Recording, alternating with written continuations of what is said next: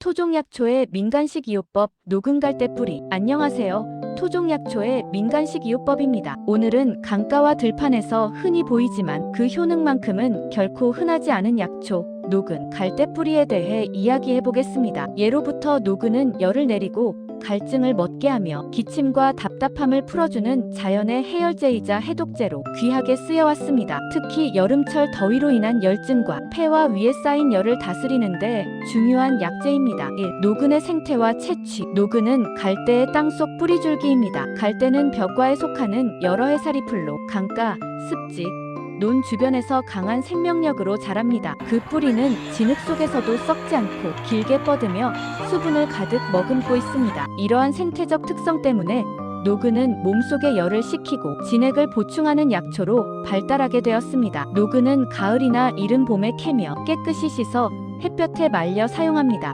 한의학적 성질과 귀경. 녹은의 성질은 차고 맛은 달며 독이 없습니다. 귀경은 폐와 위로 들어갑니다. 즉 호흡기와 소화기 계통의 열성 질환에 중점적으로 작용하는 약초입니다. 한의학에서는 열로 인한 증상은 열로 다스리지 말고 열을 식혀 풀어야 한다고 보는데 녹은은 바로 그 역할을 합니다. 3. 동의보감과 고문헌 기록. 동의보감에서는 녹은을 이렇게 설명합니다. 번열을 제거하고 갈증을 멎게 하며 토혈과 객혈을 다스린다. 즉 단순한 갈증 해소를 넘어 열로 인해 피가 거칠어지고 출혈이 생기는 경우에도 보조적으로 사용되었습니다. 또한 술을 과하게 마신 뒤 가슴이 답답하고 입이 마를 때 녹은을 달여 마시게 했다는 기록도 남아있습니다. 4. 녹은의 핵심 효능. 첫째, 폐열 제거. 녹은은 폐에 쌓인 열을 내려 마른 기침, 가래, 쉰 목소리, 목 통증을 부드럽게 완화합니다. 특히 감기 후 열은 가라앉았지만 기침이 오래 남을 때 도움이 됩니다. 둘째,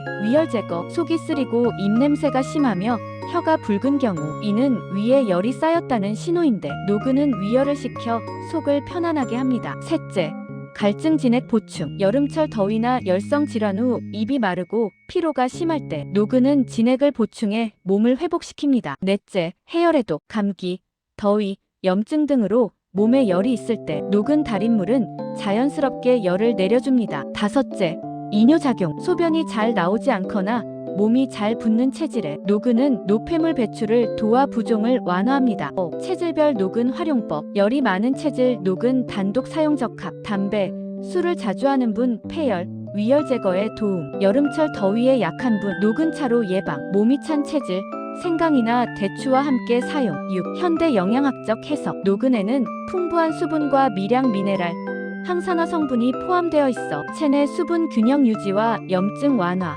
열 조절에 도움을 주는 것으로 분석됩니다. 특히 탈수 상태에서 부드럽게 회복을 돕는 점이 현대적으로도 주목받고 있습니다. 7. 녹은 복용 방법. 녹은 달인물.